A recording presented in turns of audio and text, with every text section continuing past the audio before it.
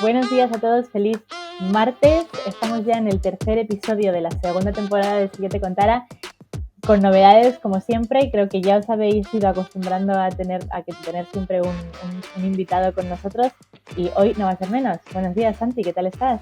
Muy buenos días, Yanire, ¿qué tal? Pues fenomenal, como siempre, y muchísimas ganas de darle la bienvenida a nuestro nuevo invitado, así que yo creo que vamos a meter ya la cabecera y vamos con ello, ¿no? Vamos, dentro.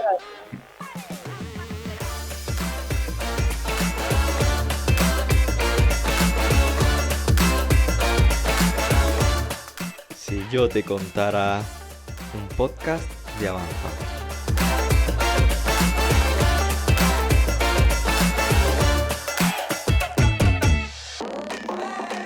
Bueno, pues tenemos tantas ganas que no hemos llegado ni al minuto para hacer presentaciones, porque hoy tenemos con nosotros a Álvaro Merino. ¿Qué tal, Álvaro? Pues muy bien, encantado de compartir esta conversación con vosotros. Nosotros también estamos encantados de tenerte. Álvaro es un antiguo compañero de Santi y buen amigo también, y la verdad es que contentísimos de contar en esta nueva temporada con invitados estrella como tú. Así que bueno, vamos a por ello. Álvaro, te voy a presentar un poquito para que todos te conozcan, ¿vale? Muy bien. Bueno, pues Álvaro, para aquellos que no tenéis el placer de conocerles, lleva más de 15 años en el área de formación y desarrollo de personas en el deporte de alto rendimiento, empresa y educación superior. Acompaña a los líderes a mejorar su gestión de personas, desarrollo del talento, liderazgo y gestión de equipos de alto rendimiento. Álvaro sostiene que en el deporte, como en la empresa, los atajos no existen y los resultados son el fruto del entrenamiento sistemático que decidimos hacer. Además, Álvaro también es speaker a nivel internacional y ha participado en conferencias y congresos en 15 países. Ahí es nada. Y cuenta con proyectos profesionales como son 359.es y challenge359.es y un blog titulado Pulgada a Pulgada, que es precisamente de lo que queremos preguntar para empezar. Álvaro, cuéntanos en qué consiste Challenge 359. Bueno, 359 está inspirada en una historia del mundo del atletismo, ¿no? Y es la historia de Roger Bannister y su milla milagro, ¿no? Algo que, bueno, desde el siglo XIX, pues muchos médicos en aquel entonces daban por cierto que los seres humanos pues no podrían correr nunca la milla imperial británica, 1609 metros, por debajo de 4 minutos, ¿no? De hecho, pensaban que si alguien corría por debajo de ese tiempo moriría, ¿no? Y en el año 54, en el siglo XX, en 1954, Roger Bannister, que en aquel momento era un alumno de la Facultad de Medicina, pues corrió en Eifel Road, en la pista de ceniza de la Universidad de Oxford, aquella distancia en 3 minutos y 59 segundos, ¿no? Lejos de morirse, permitió que muchos atletas ese mismo año corrieran por debajo de ese tiempo e incluso, bueno, pues su récord duró 48 días nada más, ¿no? O sea, que al final 359 habla de la imperiosa necesidad que tienen los seres humanos de retarse, ¿no? Y de a veces superar ciertos límites que nos parecían imposibles, ¿no? Y el deporte es eso, básicamente, ¿no? El deporte es efectivamente 359. La verdad es que, bueno, yo he conocido la historia previamente porque he hecho un poquito de investigación sobre ti, pero la verdad es que me ha sorprendido eso de que durase tan poco su marca, porque realmente eso es lo que has dicho, ¿no? Que si contamos con la inspiración y y olvidamos ese no se va a poder hacer, al final conseguimos hacerlo porque sabemos que se puede, ¿no? Claro. Muchas veces consiste en creérselo. Sí, a veces es abrir ventanas de oportunidad, es decir, no por creer que puedes lo vas a conseguir, ¿no? Que esto entra mucho en ese mundo muy del buenismo que a veces no es el mejor compañero, ¿no? Pero sí que abrimos ventanas, ¿no? No es lo mismo ver algo como imposible como que ver algo como muy difícil, ¿no? Pero que es posible, ¿no? Y yo creo que eso pues conecta mucho el mundo del deporte y el mundo de la empresa, que es donde, bueno, pues donde yo más hago mi trabajo en los dos entornos, ¿no? Uh-huh. Y precisamente sobre eso, Álvaro, que unes el deporte con la empresa. ¿Cómo lo unes? ¿Cómo haces esa hilada tan fina que tú haces? Cuéntanos un poquito más sobre ello. Bueno, pues fijaros, son dos entornos que tienen muchas cosas en común, ¿no? Mucho de lo que vivimos en un entorno deportivo de rendimiento, ¿no? Se asemeja mucho a lo que se vive en el mundo empresarial. Si bien es cierto que precisamente donde más nos apoyamos no es en lo que nos acerca, sino en lo que nos diferencia. Y Mm, hay, para mí, hay varias diferencias, pero hay una que es muy clara y es un poco con lo que a mí me gusta empezar siempre cuando trabajo en el mundo empresarial, ¿no? Y es que en el mundo del deporte de élite, de rendimiento, se dedica al menos 6 veces más tiempo a entrenar que a competir. Y en cambio en el mundo de la empresa esa relación no es igual porque se compite casi a diario, ¿no? Y si un deportista o una deportista compitieran 3, 4, 5, 6 semanas seguidas al más alto nivel, pues se terminarían lesionando, ¿no? Y esto es lo que a ujú. veces pasa en el mundo empresarial, ¿no? Que se quieren conseguir y buscar objetivos extraordinarios y no se para, ¿no? Es decir, estamos en el mundo de las aceleradoras y precisamente yo creo que las aceleradoras lo que tienen que hacer es desacelerar, ¿no? Entonces, bueno, yo creo que del mundo del deporte se pueden extraer muchos aprendizajes que se pueden trasladar adecuándolos al contexto empresarial y se puede aprender muchísimo de ellos, ¿no? Igual que en sentido contrario. Mi trabajo en el mundo del deporte es traer muchos aprendizajes del mundo del management para dárselo a los entrenadores y entrenadoras con quienes comparto tiempo de trabajo o deportistas para que sean capaces de hacer lo que saben hacer en un entorno muy complejo, ¿no? No es lo mismo jugar al fútbol con los amigos que hacerlo o al baloncesto y hacerlo en una final de Eurocopa, ¿no? Como ha hecho España, ¿no? Recientemente. Son cosas diferentes y requieren cosas distintas, ¿no? Una de las cosas que apuntabas, Álvaro, es que, por ejemplo, en el deporte se entrena en 6 días y se compite uno, cosa que en la empresa suele ser al revés, pero también te quería preguntar por esa diferencia o por esa similitud que puede haber en cuanto a los resultados. Es cierto que, por ejemplo, cada fin de semana un equipo de fútbol, un equipo de baloncesto obtiene un resultado que le da como ese termómetro de si está haciendo las cosas bien, si está haciendo las cosas mal. ¿Eso cómo se puede llevar al mundo de la empresa? Bueno, fíjate, Santi, yo creo que esto me lo decía mucho una de las personas que para mí tiene más, es un referente, ¿no? Que es Jorge Valdano, con el que he tenido también la suerte de trabajar muchos años, ¿no? Y él dice que en el mundo del deporte y en el mundo empresarial hay dos cosas que son igual de importantes. Una es el estilo y otro son los resultados, ¿no? Eh, Ninguna es más importante que la otra, pero el estilo siempre va primero, ¿no? Y son las señas de identidad, son los valores, son los principios, es la cultura, ¿no? Eh, el mundo del deporte tiene ese KPI, ¿no? Semanal en entornos sobresaturados emocionalmente, donde todo es desmedido, donde los niveles de presión son brutales, donde el tiempo es una quimera. Esto en el mundo empresarial se vive con más relax, ¿no? Aunque nos estén escuchando gente del mundo de la empresa que dices que me estás hablando de relax, Álvaro, ¿no? Bueno, pues en el mundo del deporte es multiplicado, no sé si por 5 o por 10, ¿no?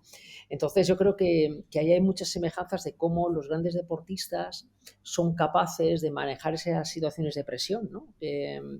La presión es un elemento que no se puede quitar de ninguno de los entornos, ¿no?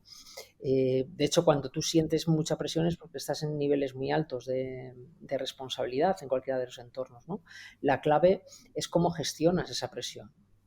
Y ahí entran factores que casi siempre están lejos de cualquier aspecto técnico, ¿no? Aspectos técnicos son importantísimos, pero lo que marca la diferencia es al final cómo te regulas emocionalmente en ese tipo de situaciones, ¿no? Son complementos para un deportista y para un directivo, una directiva o un equipo en el mundo empresarial, ¿no? Justo esa era una de las cosas que dentro del mundo del deporte también vemos que hay como muchas emociones, ¿verdad? Acaban de ganar, acabas de perder y se palpan muy bien las emociones durante un partido, por ejemplo, pongamos un partido de baloncesto, vemos emociones casi constantemente. Eso en la empresa es mucho más difícil, ¿no? Gestionar a lo mejor esas emociones o poderlas detectar en compañeros, en personas que son colaboradores. Bueno, yo creo que en el mundo del deporte todo, como es tan desmedido, ¿no? Pues se ve más evidentemente, ¿no? Pero en el mundo de la empresa es exactamente igual, ¿no? Es exactamente igual. De hecho, al final, quien lidera un equipo está gestionando estados de ánimo constantemente, ¿no? Y al final, esto lo decía mucho Valdano, ¿no? Recogí esta frase de un entrenador mítico del Deportivo La Coruña, que era Arsenio Iglesias, ¿no? Que decía que un equipo es un estado de ánimo y al final esto lo vemos. Varía quizá en las intensidades, ¿no? Es decir, no se lleva a ese nivel de intensidad como se puede llevar en una final de un gran campeonato, pero hay momentos en la empresa donde las emociones juegan un papel fundamental, ¿no? Y esto nunca se ha tratado, ahora ya vamos avanzando, ¿no?, mucho en esa gestión emocional, pero de hecho, fíjate si nos cuesta tanto, Santi, que el gran problema es que tenemos muy poca profundidad emocional, es decir, no tenemos semántica emocional. Tú le preguntas a alguien qué tal está y te dice bien o mal, pero no tiene Mm. ningún registro más semántico para explicarte realmente qué es lo que está viviendo, ¿no? Entonces, bueno, yo creo que esto nuestros hijos y nuestros nietos lo gestionarán mucho mejor porque ellos ya lo van incorporando mucho más, ¿no? Pero nosotros todavía seguimos en eso de las emociones hay que dejarlas a un lado, ¿no? Aquí se viene llorado. Es decir, eso todavía está rondando, desgraciadamente, el mundo profesional. Fíjate que en el deporte y en la empresa hay para mí una clave importante, ¿no? Y tiene que ver con la toma de decisiones. Es decir, esto es un factor fundamental, ¿no? El deporte es estar tomando decisiones constantemente, ¿no? La mayor cantidad de errores en toma de decisiones no suele tener que ver casi nunca con falta de capacidad técnica, sino con la dificultad de regularse emocionalmente en situaciones de mucha presión. Es decir, en el mundo del deporte hay deportistas que entrenan 4 años para que en unos Juegos Olímpicos un día, una hora, en 10 segundos se jueguen todo su trabajo, ¿no? Bueno, pues más allá de estar físicamente bien, de técnicamente ser impecables en su deporte, hace falta un plus emocional, ¿no? Que esto lo que da un punto diferenciador, ¿no? Es que precisamente, Álvaro, si es una expresión durante un día, durante 10 segundos, no es nada. Sobre eso que comentabas de gestionar un poco las emociones, me parece súper interesante porque me da la impresión de que ahora mismo cada vez más se le está dando más importancia al bienestar, a la formación dentro del ámbito de empresa, pero creo que todo el tema de gestión de las emociones lo estamos dejando sobre todo para los altos cargos, ¿no? Es la impresión que yo tengo.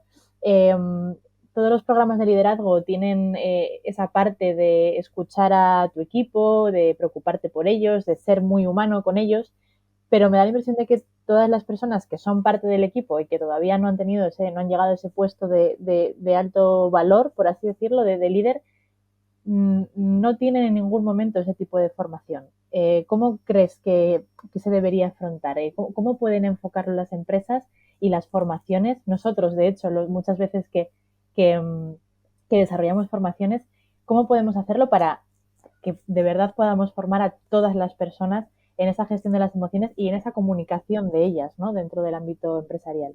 Ya, fíjate, yo creo, Janine, que se cometen dos errores. Uno, y está bien, dices, bueno, esto se hace a niveles de dirección, alta dirección, vamos, yo lo aplaudo, porque uno de los mayores errores que suelo ver es que hay organizaciones que apuesten por la formación en gestión emocional de su gente, pero los comités de dirección no entran. Entonces dices, bueno, no sirve de nada. Bien, primer punto, os estáis equivocando radicalmente. Y luego los que sí que lo hacen y lo entrenan presencialmente, que es verdad y es fantástico y está evolucionando mucho en positivo, a veces apuestan porque la formación en los niveles más inferiores se hace de manera virtual, asíncrona, enlatada, entonces se pierde mucho esa riqueza, ¿no?, de vivir presencialmente una formación y experimentar esa formación, ¿no? Entonces, también va muy condicionado con los presupuestos de las empresas y en estas épocas que son tan convulsas, pues bueno, donde primero se recorta desgraciadamente es en la formación de las personas, ¿no? Cuando realmente es donde más se tendría que apostar, ¿no? Pero es un intangible para muchas personas, lo pongo entre comillas, y es a veces de donde más se quita, ¿no? Entonces yo creo que pasan esas dos cosas, ¿no? Cuando realmente es una empresa que apuesta, y no apuesta puntualmente, sino que apuesta en el largo plazo en esa formación, pues al final los resultados aparecen, ¿no?, en la mayoría de los casos. Y lo de lo que comentáis, es cierto que en el mundo del deporte de alto rendimiento últimamente aparecen mucho las figuras del coach mental, que también se empiezan a trabajar las visualizaciones. Por ejemplo, Ana Peleteiro, que trabaja muy bien todas esas visualizaciones, ¿no? Se ponen las diferentes escenas, tanto en la peor situación que le podría pasar, como en una situación que le podría pasar a sus compañeras o competidoras en este caso, o incluso en una situación muy, muy buena e inesperada, ¿no? Eso se empieza a trabajar mucho en el mundo del deporte, incluso el mindfulness, ¿no? Determinados futbolistas ya de primera división lo empiezan a trabajar, pero esto creo que queda como todavía un poquito lejano del mundo de la empresa, de los trabajadores. ¿Crees que es así, Álvaro? Bueno, bendito sea que vayamos hacia eso, ¿no? Yo creo que ahora hay una sensibilidad por parte de muchas compañías hacia ese concepto del well-being corporativo, ¿no? Que todavía, bueno, estamos pasando de esos cursos que se daban de cómo comer bien y cómo cuidarte, tal, que te lo daban algunas compañías eh, aseguradoras y tal, a Mm. este concepto del well-being que, mira, nosotros, por ejemplo, trabajamos con inteligencia artificial. Hace no mucho hemos recibido un premio por un proyecto con Repsol de well-being corporativo y que tienes que analizar muchas dimensiones, ¿no? Y dentro de las dimensiones un montón de ítems, ¿no? Es decir, nosotros manejamos, me parece que cerca de 90 ítems, pero hay Wow. dimensiones emocionales, psicosociales, del ecosistema, del ambiente, es decir, donde se analizan un montón de parámetros de conciliación, de gestión del estrés. Hay muchísimas claves, ¿no?, que entran dentro de este concepto de bienestar, ¿no?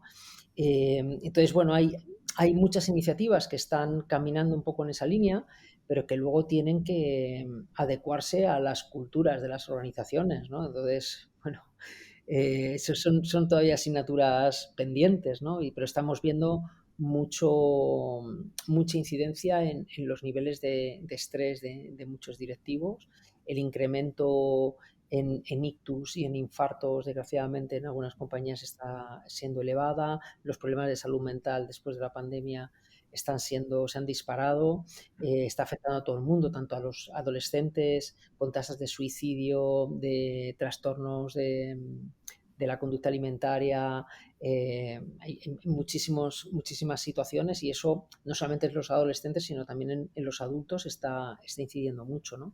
Entonces, yo creo que es un tema suficientemente serio como para abordarlo en profundidad, ¿no? Y hay iniciativas de empresas que yo creo que están apostando muchísimo por ellas y quienes, bueno, siguen haciendo experimentos con gaseosa, ¿no? Entonces, bueno, sí, sí, sí, sí, es decir, muchas veces se quiere, pero luego tú ves un poco la cultura de presencialismo, muy tradicional, liderazgos que no lo son, ¿no? Que son liderazgos o estilos de dirección muy rancios, muy anacrónicos, ¿no? Eh, y bueno, creo que todavía tiene que pasar alguna generación más para que eso se vaya incorporando, ¿no? Sí que es verdad que cada vez, por lo menos nosotros notamos dentro de nuestros clientes, porque en gran parte nos estamos centrando ahora mismo en eso, internamente en fomentar el employee engagement, el bienestar de todos los empleados, y sí que notamos que hay una mayor demanda pues relacionada de aquí a los 2 últimos años. Entonces, por nuestra parte consideramos que poco a poco va mejorando eso, va mejorando la mentalidad de las empresas, pero todavía, por supuesto, falta mucho por recorrer. Lo que tú acabas de comentar, Álvaro, parece ser que hasta que cambien un poco las generaciones, una mentalidad 100% que tira por el bienestar va a ser complicado. Pero ¿crees que puede haber alguna manera de que las personas que ahora mismo se encuentran en puestos de toma de decisiones para ese tipo de cosas puedan hacer clic? O sea, sabemos que hay gente que lo va a hacer, sabemos que hay gente que ya lo ha hecho, pero ¿cómo podemos hacer que otras personas que lo tienen muy complicado y que se están más centrados en lograr objetivos a toda costa puedan hacerlo? Bueno, yo creo que esa gente se va a ir dando cuenta con el tiempo en el sentido de que la gente que se incorpora a muchas organizaciones lo tiene muy claro. La gente más joven tiene muy claro cuáles son sus innegociables. Es decir, nuestros padres no vivieron en el mundo del ocio, ¿no? Nuestros abuelos, bueno, Mm. eso es imposible. Nosotros lo hemos descubierto ya como jóvenes adultos, ¿no? Nuestros hijos lo llevan metido en vena, ¿no? Entonces, y esto de que cuando te dicen que la gente joven cada vez viene peor, digo, bueno, yo se lo escuchaba a mi abuelo me lo decía a mí, ¿no? Cómo ven y los jóvenes cada vez peor, no habéis pasado hambre, no sabéis lo que es una guerra, ¿no?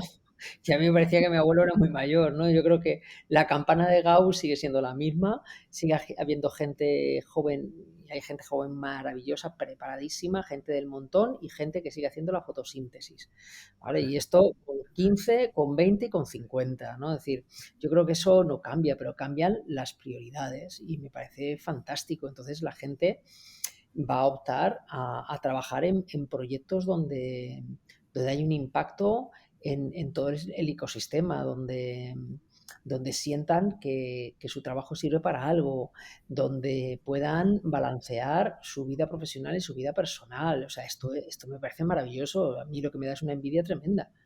¿Vale? Es decir, cuando nosotros hemos estado tiempo saliendo de nuestros trabajos a las 7 de la tarde casi escondiéndonos para que no pensaran que nos escapábamos, ¿sabes? Era un disparate, un verdadero disparate, ¿no? Entonces, muchas veces yo a muchos directivos y directivas les digo, bueno, ¿vosotros os habéis parado a pensar qué es lo que ve la gente joven en vosotros? Si solamente ve gente estresada, acelerada, nerviosa, que no se dedica ni un minuto de tiempo a sí mismo. La gente joven dice que yo para llegar a eso me tengo que convertir en lo que tú eres. No, no quiero, no quiero. Entonces hay gente que, bueno, todo el concepto de la renuncia, ¿no? Laboral en Estados Unidos es que es una corriente brutal. La gente está diciendo, no, no, no, no, y tienen mucha razón. Si tenemos que generar sostenibilidad a todos los niveles, ¿no? Entonces, estas empresas que son devoradoras de personas, ¿no? Esto pasa mucho en el deporte, ¿no? El deportista al final es un activo de vida muy corta y a los 35, 40 años, como muy tarde, se jubilan, ¿no? El deportista es el único profesional que se jubila 2 veces. Bien, y en el mundo del deporte se devoran a estos chicos y estas chicas y luego pues muchas veces tenemos juguetes rotos, ¿no? Ejemplos hay a patadas, ¿no? En el mundo del deporte. Pero es que en el mundo organizacional en algunos casos también pasa lo mismo, ¿no? Y hay muchas organizaciones que lo tienen claro, que ese es su modelo y es un modelo, ¿no? Eso te quería preguntar, Álvaro, porque muchas veces es verdad que del deporte podemos extraer situaciones de liderazgo y de liderazgo inspirador, ¿no? Que antes es verdad que parecía que muchas empresas eran como equipos de autor, que había una persona que tenía un liderazgo, aun fuese autoritario, democrático, y ahí no me meto, y parecía que todo el mundo tenía que tener como ese estilo, ¿no? Y esas reglas de juego. Y ahora hay muchas empresas que es verdad que del deporte han aprendido que hay que extraer lo mejor de cada una de las personas, de cada una de las situaciones. Incluso, por ejemplo, ahora en el deporte hemos tenido ese pedazo de entrenador como Sergio Escariolo, que ha ganado un Eurobásquet cuando nadie pensaba que íbamos a ganar, sacando lo mejor de cada jugador, ¿no? A lo mejor en 2 minutos tú vas a hacer esto, sabían cuál era la función, sabía cuál era el rango, cómo ha gestionado las emociones. Claro, bueno, es que lo explicaba Scariolo muy bien. Es decir, es un equipo sin ego, es un equipo que ha suavizado su ego, ¿no? Es decir, yo creo que esta es otra clave, tanto en el deporte como en la empresa, ¿no? Es decir, primero es entender que por muy buenos que seas, tú sin tu equipo no vas a conseguir nada. Ahora, tu equipo sin ti tiene más posibilidades que, que tú solo, ¿no? Es decir, la clave no es no tener ego, sino suavizarlo, saber suavizarlo, ¿no? Pero a mí me dicen muchas veces, "Jo, Álvaro, es que estos deportistas con los que trabajas y tal, ¿qué ego tienen?". Y bueno, es normal. Tienes 22 años, tienes 2 millones de euros al año de sueldo, poca formación a veces, entornos a veces hostiles, pues es normal tener ego. Digo, yo lo que no entiendo es un director general que gane que medio millón de euros al año y con un ego desmedido, formado en las mejores escuelas de negocios del mundo, yo no lo entiendo. En una persona formada y preparada no lo entiendo. Entonces, bueno, este es uno de los grandes problemas. Ahora, tú vete a un foro donde haya 200 CEOs y preguntas, que levanten la mano quién se considera una persona humilde y tienes 200 manos levantadas. Ahora, sabemos que el problema es otro, ¿no? Entonces, claro, leía hace poco un estudio de Adam Grant, ¿no? Se había preguntado a muchos trabajadores, ¿no? En una empresa que valoraran la capacidad de escucha de sus directivos, ¿no? Y salían fatal, ¿no? Y todos aquellos CEOs o directivos que salían muy mal en esa capacidad de escucha, ellos mismos y ellas mismas autoevaluadas, salían como una de sus grandes fortalezas, su capacidad para escuchar. Y dices, bueno, al final parece que lo que tenemos es un poco de una falta de autoconocimiento brutal y de que nos den un feedback honesto y directo, ¿no? Es decir, mucha gente que su ego le lleva a solamente escuchar aquello que quiere escuchar, ¿no? Entonces, bueno, este es uno de los grandes problemas Y esta que parte que tenemos. dices de, por ejemplo, del feedback, de conversaciones que sean productivas, de saber escuchar, ¿crees que eso está muy instaurado en el mundo del deporte de alto rendimiento? ¿Que se tiene ese tipo de conversaciones? Mm, Mi mujer te diría ni, que es una mezcla entre el no y el sí. Es decir, hay quien sí lo tiene y son grandes diferentes, ¿no? Mira, Greg Popovich en los San Antonio Spurs, ¿no? Que él genera mucho los espacios de conversación con sus deportistas, ¿no? Pero hay otros que los deportistas tienen un ego tan grande que no escuchan, no tienen ninguna capacidad. Es decir, mira, hace no mucho tuve la suerte de entrevistar a Rafa Nadal y la entrevista, imaginaos, preciosa, ¿no? Y yo le preguntaba, digo, Rafa, ¿qué es lo que tú has hecho diferente al resto de los tenistas para estar donde estás y llegar donde has llegado, ¿no? Y él me dijo, saber escuchar. Dice, saber escuchar lo que mi staff técnico me ha ido diciendo a lo largo de toda la vida. Él solamente ha cambiado a su tío dentro del staff, el resto del staff se ha mantenido estable durante toda su vida deportiva. Dice, y me han dicho cosas que no me han gustado, pero siempre he entendido que lo que me decían era por mi bien, ¿no? Todo el mundo quería que yo mejorase, ¿no? Entonces, bueno, si te lo dice Rafa Nadal, pues a lo mejor algo de caso hay que hacer, ¿no? ¿Qué es lo que pasa? Pues que muchos deportistas, muchos directivos, es más fácil reunirse y rodearse de gente que son palmeros, que les meten en una burbuja, ¿no? Y que al final les hacen un flaco favor, ¿no? Entonces, bueno, al final madurar es enfrentarte a las cosas que te duelen, porque las cosas duelen y el dolor no lo se puede evitar, y que seas capaz no de encajarlo bien, porque nadie encaja bien un feedback que no es cómodo, ¿no? La clave no es encajar, sino cómo se digiere y cómo se metabolice, ¿no? Eso, y ahí es donde están los líderes, ¿no? Los líderes están para acompañar en esa digestión de las cosas que no son fáciles ni cómodas para un deportista, igual que lo son para un profesional en el mundo empresarial. Va de esto, ¿no? Va de entender que todos, o sea, que la vida no se divide en buenos y malos, ni capaces ni incapaces, sino que todos ponemos algo de lo nuestro cuando las cosas no funcionan, ¿no? Esa capacidad crítica, ese espíritu crítico es una competencia que para mí es de vital importancia, pero no la veo demasiado desarrollada en el mundo de los adultos, ¿eh? De hecho, yo hace poco tuve la suerte de escuchar una ponencia de Antonio Vázquez Vega, que es director en European Open Business School y en muchísimos otros sitios. Es una persona maravillosa que si no le conocéis os invito a consultar trabajos suyos. Y empezaba directamente con una charla sobre liderazgo presentando a toda su familia. Hablaba de su mujer, de sus hijos, que tenía un montón de hijos, y estaba como más de 15 minutos casi hablando de ello. Y yo creo que esto está muy relacionado, ¿no? O sea, en el momento en el que vives solo para trabajar y en ningún momento tienes más espacio para nada más porque estás totalmente cegado, creo que se ciega todo lo que tienes a tu alrededor. Esto es más una reflexión mía, ¿no? Pero me da la impresión de que en el momento en el que abres el prisma y ves todo lo que hay a tu alrededor y te das cuenta de que tú tienes una familia que te quiere y a la que quieres y la gente de tu alrededor con la que trabajas también la tiene y tiene que cuidarla, las cosas cambian de manera de ser, de manera de verse y se empieza a ver realmente lo que importa en la vida y cómo tienes que tratarlo, ¿no? Bueno, yo comparto eso mucho, pero también, o sea, la gente que ha llegado a lo más alto profesionalmente hablando ha sido tremendamente obsesiva, ¿vale? Y eso implica renunciar a ciertas cosas, ¿no? Entonces, yo creo o sea, es bueno separar un poquito eso, ¿no? Es decir, a lo mejor profesionalmente hablando, pues alguien ha llegado, mira, no hace mucho he escuchado una entrevista, leí una entrevista de Luis Rojas Marcos, ¿no? Que se arrepiente mucho de no haber dedicado más tiempo a su familia y ha llegado a niveles profesionales elevadísimos. Claro, todas las decisiones suponen unas renuncias, ¿no? Y ahí entra un poco la estructura de cada uno. Yo no soy yo quién para juzgarlo. Yo tengo muy claro lo que quiero, ¿no? A mí hay mucha gente que me dice, Álvaro, pues no te conocíamos, ¿no? Ahora que te escuchamos y tal, pero... Y eso digo, bueno, pues porque no me vas a ver en ningún evento, ningún sarao por las noches, porque yo a las 6:30 me voy a mi casa, ¿no? ¿Eso me va a impedir llegar a cotas profesionales más altas? Sí, seguramente. Sí, vale.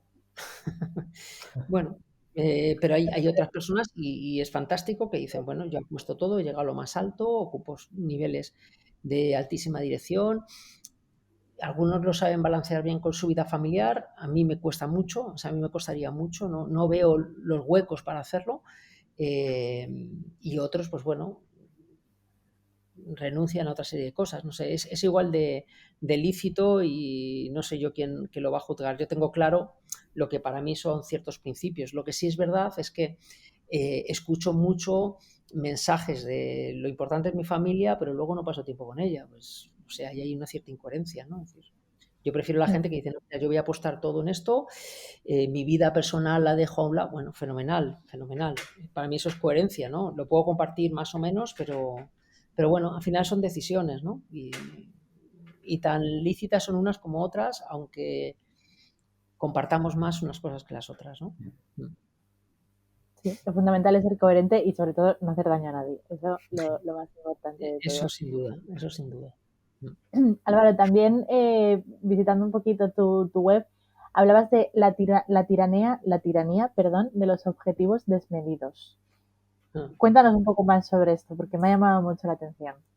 Bueno, es que yo creo que va un poco por la línea de lo que hablábamos, ¿no? En muchos entornos. Tú ves, por ejemplo, restaurantes 3 estrellas Michelin, ¿no?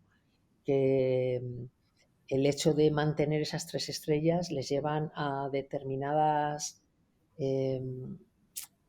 situaciones, ¿no? Que son, bueno, el deporte de élite no es saludable. Empezando por ahí, ¿no? Un Rafa Nadal cuando se retire, pues su espalda, sus rodillas le recordarán que estuvo en la élite, ¿no? El mundo empresarial de alto rendimiento tampoco es saludable, es decir, entramos en territorios que no son sanos, ¿no? Entonces, bueno, al final, querer siempre más o tratar de llegar a cotas de excelencia máximas, pues bueno, tienen unas consecuencias que luego te acompañan toda tu vida, ¿no? Entonces dices, bueno, vuelve a ser decisiones que quieres tomar, ¿no? Y durante el tiempo que quieras tomarlo. Yo tuve la suerte de lanzar el proyecto de la Escuela Universitaria del Real Madrid durante 4 años como director académico y fue profesionalmente un proyecto súper exitoso y yo pagué un peaje muy alto por esto, ¿no? Es decir, bueno, ahora lo veo con ciertas distancias, pero bueno, yo pagué un peaje muy, muy alto, ¿no? Y eso, de alguna forma, también me ha enseñado o he aprendido de esa situación, pues a volver a recolocarme y saber lo que sí y lo que no y cuáles son mis líneas rojas, ¿no? Entonces, bueno, yo creo que eso es una cosa que lo importante es vivirla con conciencia de lo que haces, ¿no? Y hay gente que se mete en esas jaulas de oro, ¿no? Se intoxica del éxito del laurel y al final no sabe parar, es muy adictivo, ¿no? Es muy adictivo. Entonces, bueno, desgraciadamente luego cuando trabajas con esas personas no, y abordas estas situaciones, hay gente que como digo yo, se hace bicho bola y dice, no, Álvaro, no sigas, no, porque me vas a desmontar un chiringuito que no quiero que me desmontes, ¿no? Entonces, bueno, pues hay que también ser muy, muy respetuosos, ¿no? Pero eso me recuerda a los emperadores romanos que necesitaban llevar una persona que les recordasen que eran mortales, ¿verdad? Para que no se les subiese un poquito el éxito. Eso es el memento mori, ¿no? Recuerda que morirás, ¿no? Es decir, claro, es que al final el éxito, yo soy un gran defensor del éxito, ¿eh? Yo creo que aprendemos mucho más del acierto que del error. Es decir, yo creo que la frase es muy bonita, esto de aprendemos más de los errores que los aciertos, pero yo conozco a mucha gente que se equivoca permanentemente y no ha aprendido nada, ¿no? Entonces, Cuidado con esto porque el error no significa aprender, ¿no? Aprendemos cuando enfrentamos un error y eso es un acierto, aprendemos cuando superamos un error, eso es un acierto, aprendemos cuando aceptamos que no podemos cambiar las cosas, eso es un acierto. Defiendo mucho el acierto y siempre pongo un poco la luz roja de cuidado porque el acierto va de la mano del ibris griego, de la arrogancia desmedida, ¿no? Mantener la humildad cuando las cosas te van bien es un gran desafío. Es decir, y la humildad no es otra cosa que querer aprender de todos, de todo y en cualquier momento, ¿no? Es decir, y esto es un factor clave, ¿no? Que cuando estás en lo más alto, cuanto más experto eres, menos permeable eres al aprendizaje en muchas ocasiones. Menos poroso eres, ¿no? ¿Qué me van a contar, ¿no? Estando yo aquí, bueno, pues yo creo que ese es el gran reto, ¿no? Mantener la humildad es difícil porque nos tocan y no lo creemos. Es muy fácil que el ego a cualquiera de nosotros se nos dispare. Y Por eso es tan esto, importante siempre el modo aprendizaje, ¿verdad? Ir por la vida en modo aprendizaje, siempre ir como un aprendiz nuevo para ir permeando a todas, pues a todas las fuentes de conocimiento, a todas las personas y no pasarlas casi por nuestro filtro ese del ego, ¿verdad? claro, pero para eso yo creo que necesitas gente a tu lado que te coloque. A mí me cuesta mucho, por mí mismo, mantenerme humilde. Y podría deciros, sí, mantengo la humildad. No, no, a mí mi mujer me coloca. Es decir, cuando voy a una conferencia, la gente me aplaude y tienes a 1000 personas aplaudiéndote, es que se te sube el ego. Y en cambio, cuando llego a casa y se lo cuento a mi mujer, me dice, venga, está ahí la lavadora que hay que sacarla. Digo, venga, va, pues ya está. Qué bien, porque, claro, pero es que esto yo lo agradezco muchísimo, porque al final recuerdas, dices, Álvaro, que estás en pantuflas, medio en pijama, poniendo una lavadora o una secadora. Fantástico. Y esta mañana he estado con 1000 personas. Entonces, creo que esto no se nos puede olvidar. Ese es el Álvaro, ¿vale? Ese es el Álvaro. El otro, a veces es el personaje que se pone encima de un escenario y cuenta cosas interesantes, ¿no? Pero cuidado porque a veces el personaje se come a la persona, ¿no? Y yo lo veo en mí, ¿eh? Entonces, bueno, yo ya tengo mis mecanismos para que esto me lo bajen rápido, ¿no? Y me lo recuerdo mucho, ¿no? Pero, pero desgraciadamente lo veo con mucha frecuencia, ¿no? Con mucha frecuencia veo muchísima altivez, mucha arrogancia, mucha falta de humildad, pero en el comportamiento, porque en el hacer está rodeado de gente muy humilde, ¿eh? Pero no, no, luego no es así, ¿no? O yo por lo menos mi experiencia es que no lo veo tanto, ¿no? Dice un amigo mío, nos llamamos seres humanos porque si fuéramos buenos nos habrían llamado seres buenos. Y no, lo define muy Totalmente, bien. totalmente. Bueno, Álvaro, tú ya simplemente aceptando que muchas veces te tienen que ayudar con tu humildad, creo que ya eres un poco humilde, porque eso tampoco lo acepta cualquier persona. Pero sí que creo también, pues estoy haciendo muchas reflexiones, pero sí que creo que al final también el mundo de las redes sociales tampoco hace un gran favor a este tipo de personas, porque al final estar continuamente rodeado de millones y millones de seguidores que están continuamente dándote likes a todas sus publicaciones y diciéndote una y otra vez seres desconocidos que eres maravilloso cuando en realidad no te conocen personalmente, es que es muy difícil mantener los pies en la tierra cuando te pasa eso.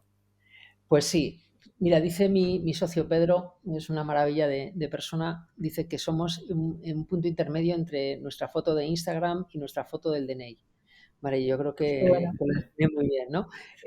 Pero fijaros qué pasa con las redes sociales, ¿no? Las redes sociales nos han llevado a apostar más por la conexión que por la conversación, ¿no? Es decir, tú subes algo a una red social y entonces la gente conecta contigo a través de un like y es una conexión de baja calidad, ¿no? Es mira, estoy aquí, ¿no? Y entonces tú te conformas con eso, ¿no? Yo no quiero tanta gente, yo lo que quiero es gente con la que pueda conversar, ¿no?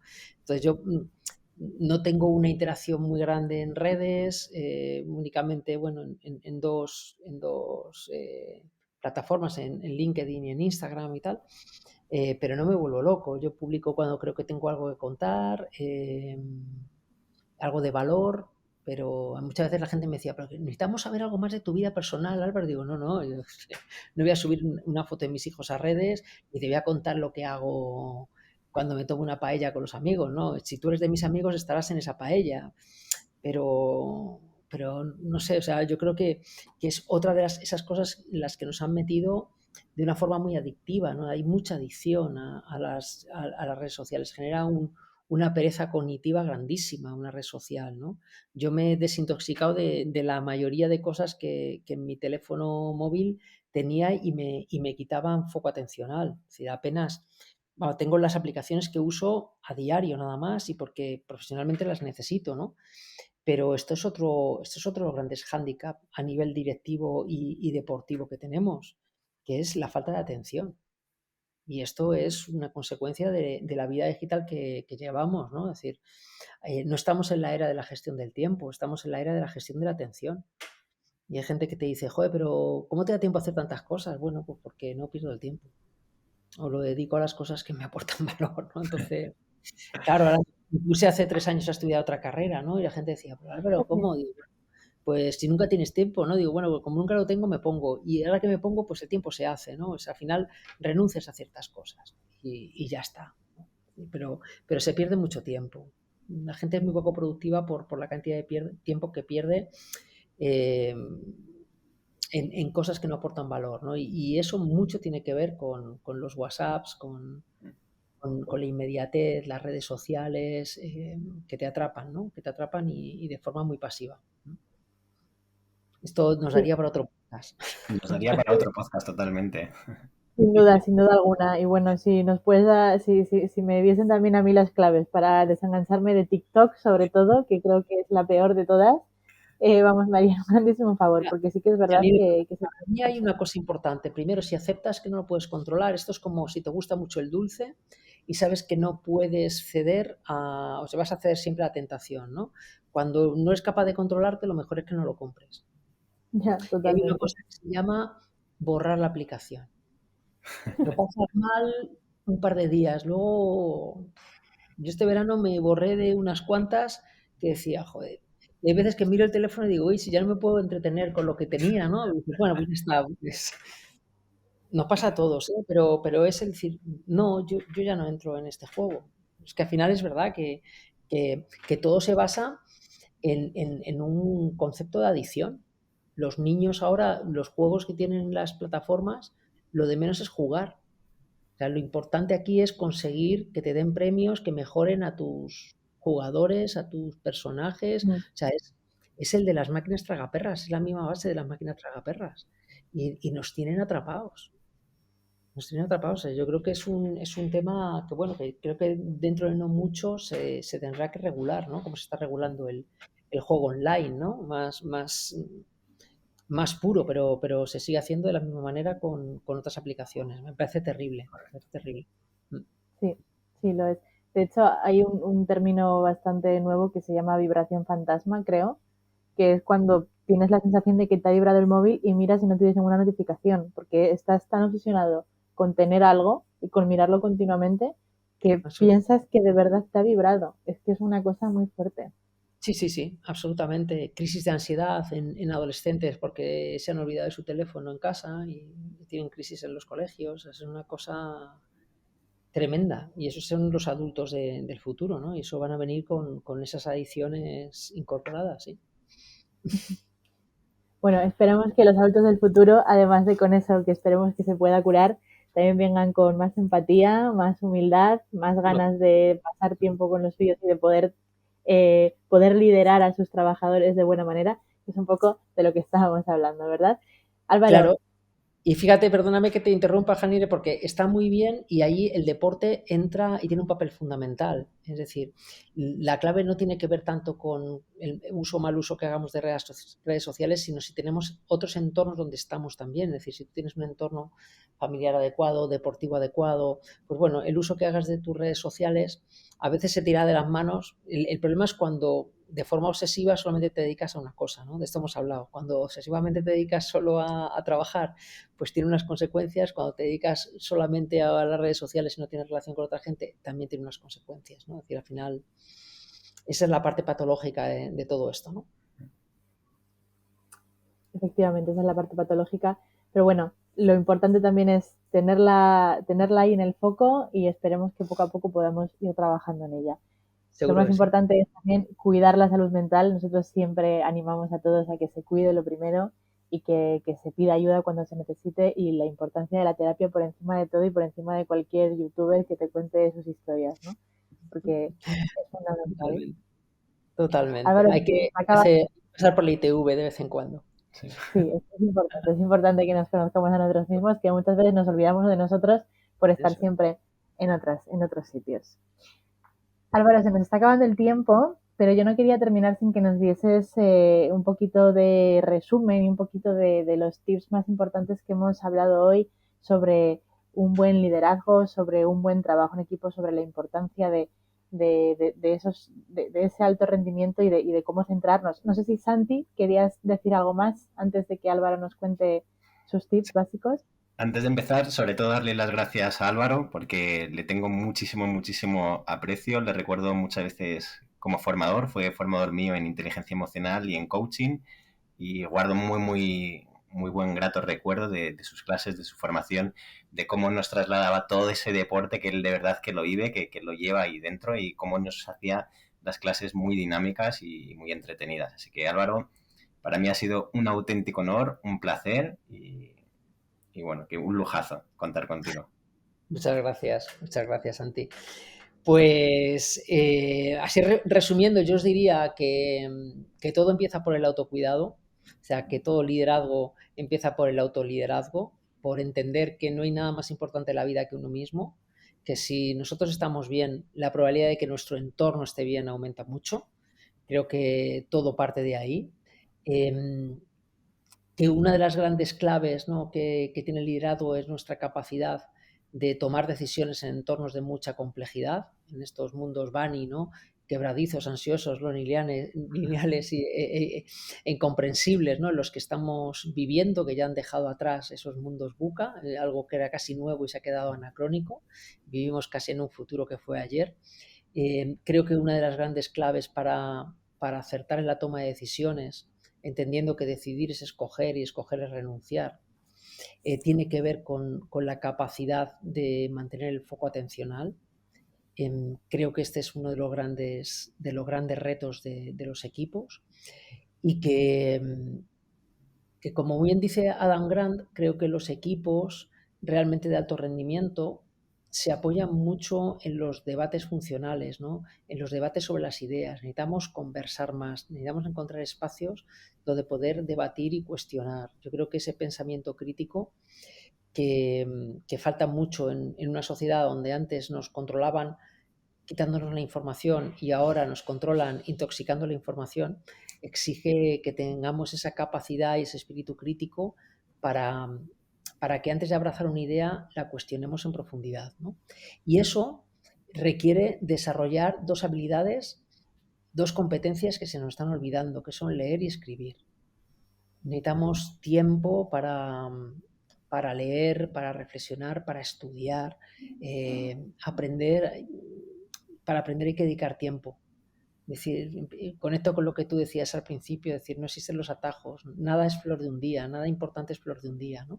El mundo del deporte nos enseña que las cosas se pueden conseguir con un esfuerzo sostenido en el tiempo, ¿no? En un mundo donde todo es inmediato, creo que el largo plazo cada vez coge más fuerza. En un mundo donde todo se acelera, desacelerar suele ser la mejor vía para entender las cosas, ¿no? Quizá nos hace falta volver a los básicos, volver a conectar con las cosas que son obvias y como son obvias las solemos obviar, ¿no? Es decir, volver a la sencillez del sentido común, ¿no?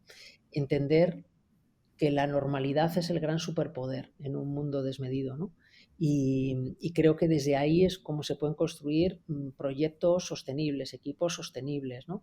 Equipos ágiles y consistentes, como dice Xavier Marcet maravillosamente bien, ¿no? Es decir, esa combinación de la capacidad de aprender y reaprender unido con una mirada a medio y largo plazo, ¿no? Es decir, no creo que hayamos conversado de nada nuevo ni nada diferente, sino que hemos conversado de poner nombre a cosas que a veces se nos escapan porque son clarísimas, ¿no? Pero no las vemos, ¿no? Nos mantenemos ciegos a ciertas cosas que a lo mejor no son tan sexys, pero son fundamentales, ¿no? Qué maravilla, Álvaro, la verdad. O sea, yo quería hacer un resumen de tu resumen, pero me va a resultar totalmente imposible, porque has dicho un montón de cosas chulísimas todas, la verdad. Pero bueno, me quedo con leer y escribir, retomar esas cosas tan fundamentales que muchas veces se nos olvidan. Y también yo quería añadir, si me permites, escuchar a nuestro alrededor, a nuestro entorno y, por supuesto, nuestros podcasts, que siempre van a tener a gente tan buena como tú, que nos dan unas lecciones maravillosas todas las semanas. Pues muchísimas gracias a vosotros por la maravillosa conversación. Muchísimas gracias. Ha sido un placer, ha sido casi una hora que se me ha pasado volando. Seguro que a ti también, Santi. Volando. Se me ha hecho muy breve, muy corto. Y bueno, sobre todo quería decir, Álvaro, que si has sido formador de Santi te lo agradezco, porque tenemos aquí un compañero y un profesional maravilloso, así que seguro que he aprendido mucho de ti. Muchísimas gracias, de verdad. Muchísimas gracias por visitarnos y muchísimas gracias, oyentes, por escucharnos y estar ahí todos los martes. Sabéis dónde estamos. Estamos en Spotify, en Google Podcast, estamos en LinkedIn como Avanza con 2 Zetas, información@avanza.es y en Instagram como Si Yo Te Contara Podcast. Así que nos vemos la semana que viene. Un abrazo a todos.